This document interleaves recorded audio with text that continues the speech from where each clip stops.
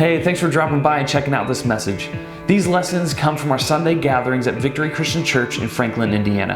Our 5th through 8th graders meet at 9 or 10:30 a.m. and our high schoolers meet from 6 to 8 p.m. If you find that this content brings value to your life, then please consider subscribing and hitting that bell so that you can be notified when we upload our next message. Our hope is that this video brings more clarity into your life as to who God is and what He wants for you in light of who Jesus is and what He's done for you. Enjoy and have a great day.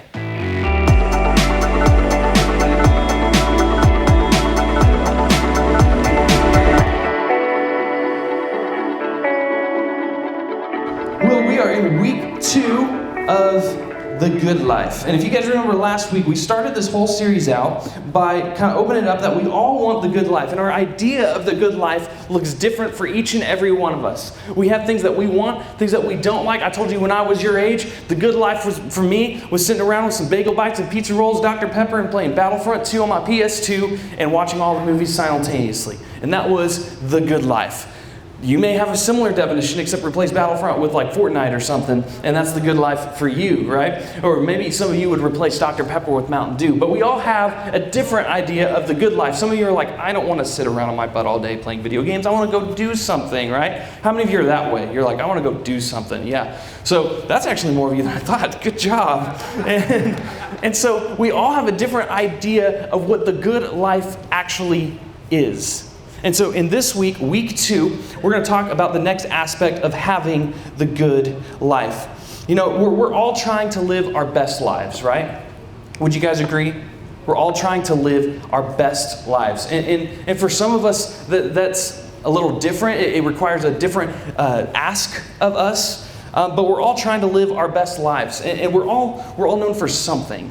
Like when I was your age, I was known as the movie maker guy, because what I would do is I would take my mom and dad's home video camera, back when there were like little cassette tape type things that you put in it and recorded. Like, it wasn't digital. It was very not digital. It was like I said, like a cassette tape player that you put in there and it would record, and I'm pretty sure it was in like 30 frames a second. It looked like really garbage video, but I would take that, and then my neighbor who was a video production like guru, would give me his old, back when you couldn't download programs off the internet, you had to actually have the CD that you installed on your computer.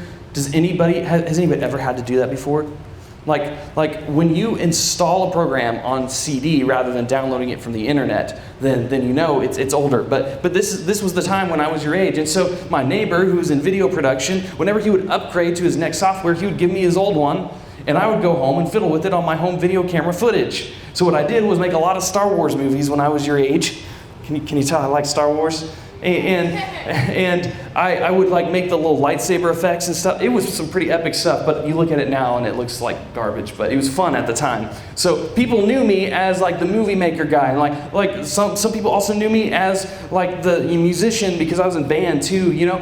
There's lots of different things I was involved in, a couple different things that people knew me for.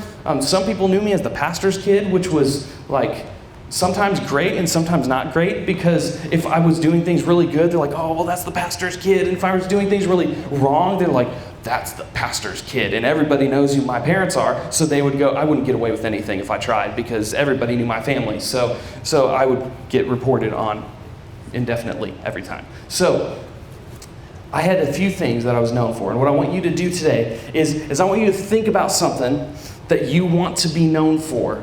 Okay? And we're going to do a little activity. So I'm glad you guys are awake this morning. So what you're going to do is you're going to take a sticky note and you're going to pass it down. So start there and start there. You're going to take a sticky note, pass it down. Try not to touch the sticky part yet, because you're going to come stick it on this little person right here that is very beautiful right here. And so she goes, it's me. We traced her. So I want you got some sticky notes. I want you to, in an orderly fashion, come up, grab a marker, preferably a dark colored marker so it shows up, and just come on up, write down what you want to be known for, and I want you to stick it on this little person here. I'll give you a couple minutes to do that. All right, so some of you wrote down some really good stuff, right? The things that we want to be known for in life. Things like being an athlete and being nice. That's good. Good thing to be known. Empathetic, that was a big word. Good job, whoever did that. and it was neat handwriting. So empathetic, that's a good thing. Athlete, a Minecraft master. Yeah, it was good stuff. My little sister is into Minecraft, and it's pretty awesome. Anyway, being funny, the sports kid. Doctor, you want to be known for being a doctor as a middle schooler. That's pretty impressive. I'm guessing that was an adult, maybe. Nope. Oh, nice. Good job. Someday. That's a good aspiration right there. Volleyball or being kind. I like the or rather than the and. Volleyball or just being nice. That's cool too. So good. You guys see the idea. There's things on here. These don't count because they're not on the person. No, I'm just kidding. Positivity, good, art, soccer, volleyball, sports stuff, musician, dancing, hardworking, helping people. That's pretty good. You want to be known for flips, somebody wrote. Would be good. Good at doing flips. I remember practicing very hard to be able to do my flips on the trampoline at like the flip shop type stuff. We got Urban Air here in Joplin, where I'm from. It was called the Flip Shop, literally. So, what now? So, actually, I busted my tooth one time trying to do a backflip. I had a friend explain to me, swing your arms back. I was like, okay. And then I just fell right back on my neck and my knee went poof. And correction, didn't really bust my tooth. It was just bleeding a lot. So it was pretty awesome though. I went to the dentist. He's like, you're fine. So that's good news. So what do you want to be known for? It's a question that all of us ask, whether we think about it consciously or not. We think about the things we're known for. What do we want to be known for? What's our legacy going to be? When you leave the intermediate school or when you leave the middle school, you may think, what do I want to be known for? Some of you may think, I just want to be known for something else when I get to high school, right? And so we all think about our reputations a little bit. And when I say reputation, what I mean is the things that other people know about you. And here's the reality is we're all known for something already. So whether this is what you want to be known for or not, right now, you are already known for something. And like I said, a reputation is basically what people know about you, right? Sometimes it's true, sometimes it's not. You know what that rumor mill does to reputations sometimes. Sometimes it's true, sometimes it's not. But your reputation is what people know about you. Maybe it's people know that you're the sports guy. You're the guy that plays every sport. Or maybe they know you as the guy who is really good in drama. Or maybe people know you as the girl that's just super nice to everybody, right? Maybe people already know you for some of these things, and maybe these things are something that actually you'd like to replace your reputation with, and that people get to know you for those things. And when we try to navigate our reputation, especially at your guys' age, it can be really difficult at times because of a number of reasons. Maybe you wrestle with that tension that your parents told you, like, it doesn't matter what other people think of you. Other people's opinions of you should not matter, right? And so maybe you wrestle with that when it comes to your reputation. It's like, well, caring about my reputation is good, but why should we care about what other people think of us? And that's a tension we manage. Maybe a better idea would be to think about how, my mom said it this way. It's not so much like caring about other people's opinions of you, but it's about caring about your reputation, the way that your impression is on people. It's a hospitality thing. That you don't want to just be known for the rude kid or whatever it is. Like you've got to care about your reputation a little, while at the same time don't care too much about what other people's opinions are, right? So it's that balancing of the tension, or maybe we struggle with this idea of navigating our reputation because we can't always control it. And sometimes people spread things about us that's not even true. But if we tried to defend it, we would just look like weak because we're trying to defend something. And so we feel like other people know us for things that we don't want to be known for because it's not actually who we are. Or maybe it's hard because we kind of wish our reputation was more temporary. Maybe some of you, like I said, are already kind of checked out of the building you're in and you can't wait to get to the next building.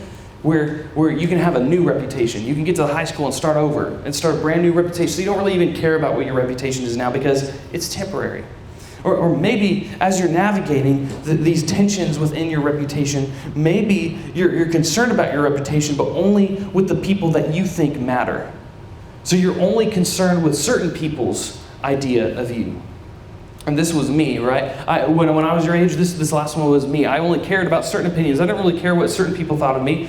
In fact, I was a little blunt and rude to people sometimes, and I was like, I don't care because your opinion doesn't matter of me. But then when it would come to like a teacher that I respected, I really wanted them to think highly of me. And so I cared about my reputation. I acted a little bit differently when I was around them. And so sometimes navigating our reputation is tricky. But there's something that you can do to make sure that you have the reputation that you want. All these things that you guys want to do, all these things that you guys want to be known for, there is something that you can control, and there is something that you can do when it comes to managing your reputation in real life. Even in the midst of how hard it is to navigate at times. Even when it feels like we don't have control, when we feel like it should be temporary, when we feel like we could just start over, there are things that you can do when it comes to navigating this. And it is kind of continuing with what we started last week. It is listening to wisdom. Listening to the wisdom specifically that God can give.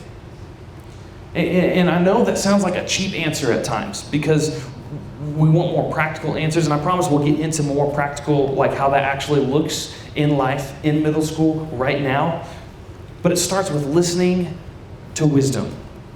And we kind of started this out last week, and we talked about a guy named Solomon, right? He was the guy that everybody in ancient Israel knew because he was the king.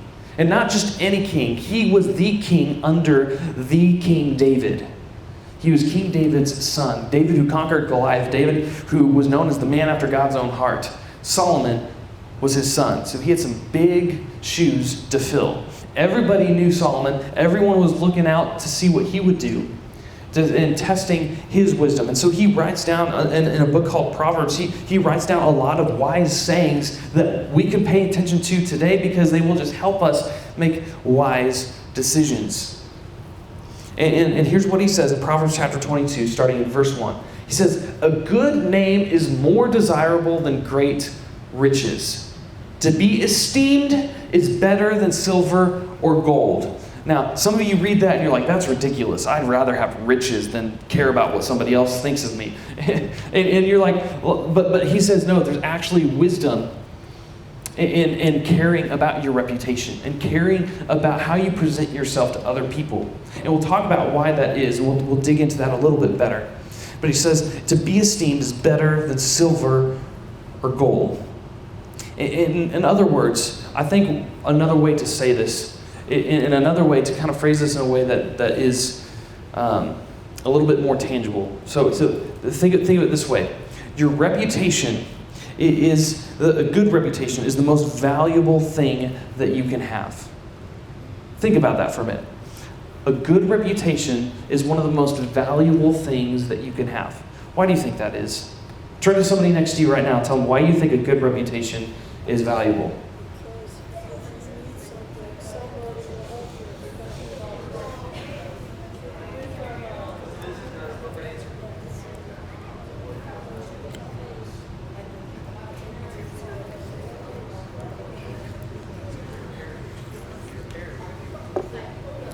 Think about it this way.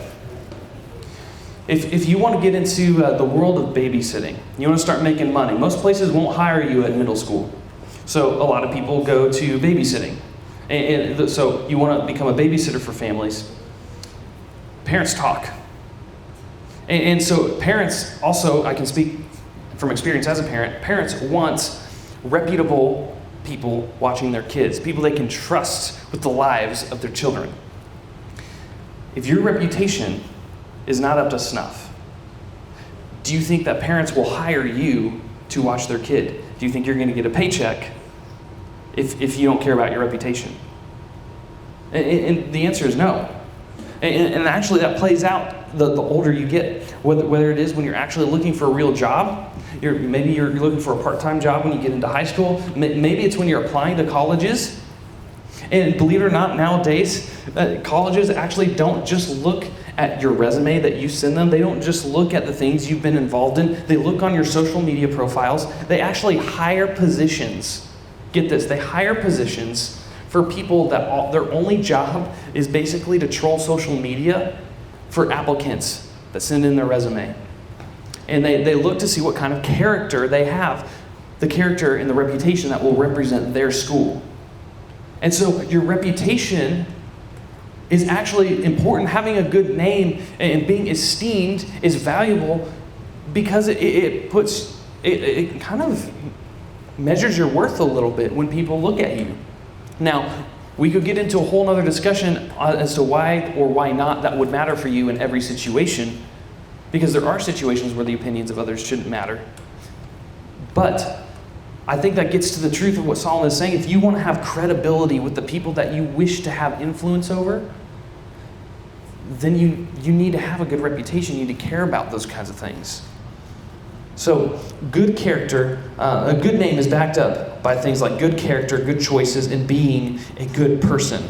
So in other words, having a good name requires some work. You kind of have to earn it a little bit. And sure, like sometimes gossip and rumors can damage a reputation, but that's in the short term. When you go long term, man, the decisions that you make every single day influences your reputation for tomorrow. Consistent commitment to doing the right thing is what it takes to manage a good reputation. And you can control the choices that you make leading up to it.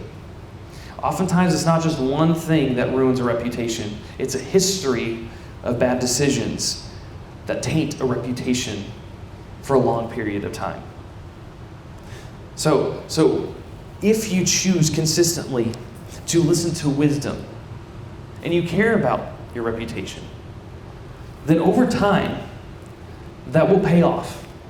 And it's not something you can just go do a good deed once and all of a sudden your reputation has changed. You guys know that. Just like you can't do one thing and it ruins your reputation forever. It takes time. And people are actually kind of forgiving. That if you have done stuff that you're not proud of, then you can go make amends and you can make things right. And that actually helps your reputation when you can admit when you're in the wrong on something. So you can control the choices that make you build it. And your good reputation doesn't just impact your life today, it impacts the life you want to have one day. It impacts the life you want to have tomorrow. So caring about your reputation is really appropriate. You have the opportunity to make a difference in the lives of the people around you if your reputation is good. So think about this. If you want to spread the good news about Jesus, if you want to be a good witness for the gospel, if you want to tell people about how God is so good and how he's changed your life and all this kind of stuff, do you think people are going to listen to you if you treat people not the way that God would treat people? And in fact, it damages your witness. And a lot of people are the reason on like surveys that they say they're not Christian is because they've known too many Christians.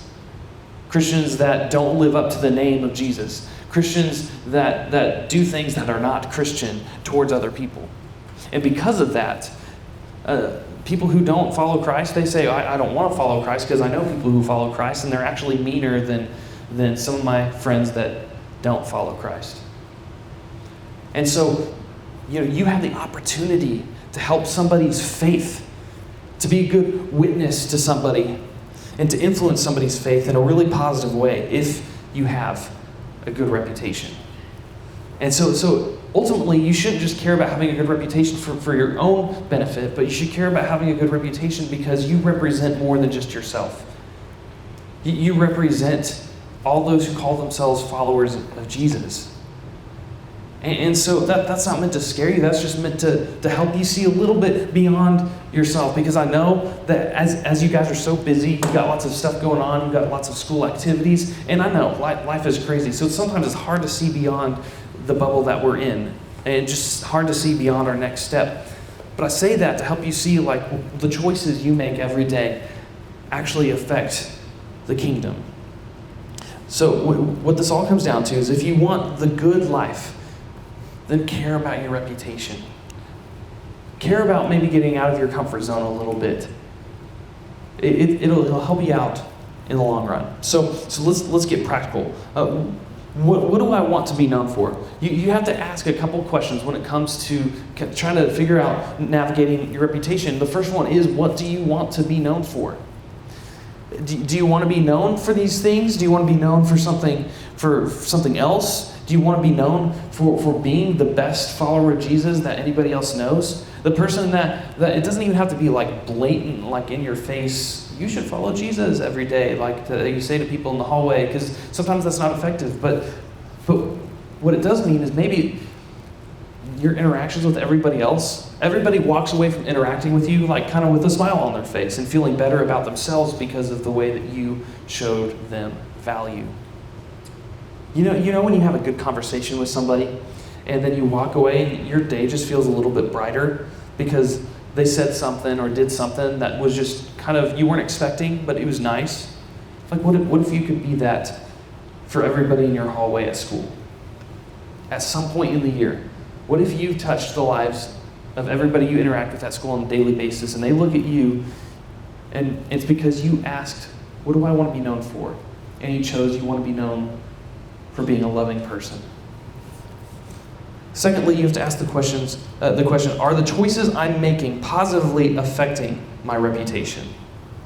So not only what do I want to be known for, like big picture, but let's look small picture in the details. Like, are the choices that I'm making actually doing that? The way that I talk to people, the way that I listen or don't listen in the middle of class when your teacher is trying to teach. When it comes to the way that you treat your teammates, when it comes to the way that you interact with people in the hallway, when it comes to so many different things and the choices that you make. Maybe even just choosing to put down the phone so that you can finish your homework. And try to learn what the teacher is spending all of their time trying to teach you. Man, that can speak wonders as well. Remember, if you want the good life, you have to care about your reputation. So as you guys get ready to go into small groups, what's one thing I'm known for in my life right now? Think through that question. What's one thing I'm known for in my life right now?